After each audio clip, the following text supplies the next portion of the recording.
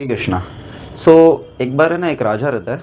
तो उसको सपने में आ रहा है कि वृंदावन के जो राधा मदन मोहन जी है, उनको बहुत अच्छा पकवान वगैरह, बहुत अच्छा सब भोग लगा हुआ है, राज भोग लगा है। और फिर राजा सपने में ही वो टेस्ट कर रहा है, प्रसाद ले रहा है। सो राजा पूछता है, वहाँ पे सपने में ऐसा बोल रहा है, राजा पूछता है कि किसने बनाया इतना स्वादिष्ट प्रसाद। सो राजा को आवाज़ आता है सपने में कि कृष्णदास ने बनाया। तो राजा जो है वो नींद से उठता है और आता है मदन मोहन टेम्पल पर। और वहाँ पे आके बोलता है कि कृष्णदास कौन है। मतलब राजा के मन में आता है कि चलो मैं रियल में इसके हाथ का प्रसाद टेस्ट करूँगा, या ठाकुर जी को भोग लगाएगा फिर टेस्ट करूँगा। तो कृष्णदास कौन है, तो किचन में। तो उन्होंने बोला कि शेफ़, कोई भी कृष्णदास नाम का कोई शेफ़ नहीं है। तो राजा बोला कृष्णदास नाम का शेफ़ नहीं है, लेकिन सपने में तो यही आवाज़ है। बाद में एक आदमी आता है, वो बोलता है यहाँ पे पूरे मंदिर के परिसर में सिर्फ एक ही कृष्णदास है, वो स्वीपर जो बाहर झाड़ू मारता है, उसको हम लोग कृष्णदास के नाम से बुलाते हैं, कृष्णदास। सो राजा बोलता है कृष्णदास के नाम से बुलाते हैं। तो राजा जाता है वो स्वीपर के पास जो झाड़ू मार रहा है, उसके पास जाता है।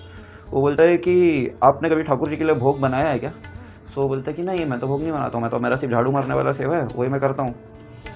तो बोले कि फिर ठाकुर जी कैसे आपके हाथ का पा रहे हैं। तो फिर वो कृष्णदास को बोलता है कि सच्ची सच्ची बोलो। हाँ। तो वो बोलता है कि जब भी मैं झाड़ू मारता हूँ तो मैं अपना मन में ना मानसिक सेवा करता हूँ। तो मन में मैं उनको लड्डू, खीर, ये सब भोग लगाता हूँ बना बना के, और मारते मारते, झाड़ू मारते मारते।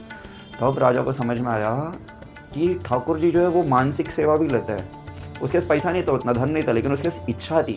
तो ये जो इच्छा है, ये हमारे अंदर होना चाहिए, डिज़ायर टू सर्व। सेम यही इच्छा का देखो हम लोग को और एक स्टोरी सुनने मिलता है पास्ट टाइम, रघुनाथ दास गोस्वामी का। कि एक बार उनका पेट खराब हो जाता है, तो वो वैद्य के पास जाता है। 500 साल पुरानी बात है। तो वैद्य के पास जाता है, तो वैद्य बोलता है कि इन्होंने बहुत ज़्यादा खीर खाया है, इसके लिए उनका पेट खराब हो गया। तो पूरे जो गांव वाले वो शौक हो जाते हैं कि ये बाबा जी है, ये तो सिर्फ दिन भर में एक उंगली छाछ पीता है बस, तो खीर तो खा नहीं सकते ये, तो कैसे पॉसिबल है। तो ज़िद करते हैं बाबा जी को, रघुनाथ दास गोस्वामी को बोलते हैं कि आप बताइए ना कि क्या है, मतलब एक्चुअल कि ये वैद्य कैसे बोल रहे हैं कि आपने खीर खाया। तो बोलता है मैं मानसिक सेवा कर रहा था, तो वहाँ पर मैं राधा रानी के लिए खीर बना रहा था, ठाकुर जी के लिए खीर बना रहा था। तो वो मैंने खीर बनाया, उन्होंने पाया, फिर राधा रानी अपने हाथ से मुझे खिला रही थी, तो वो खीर खा के जो है मेरा वो पेट गड़बड़ हो गया।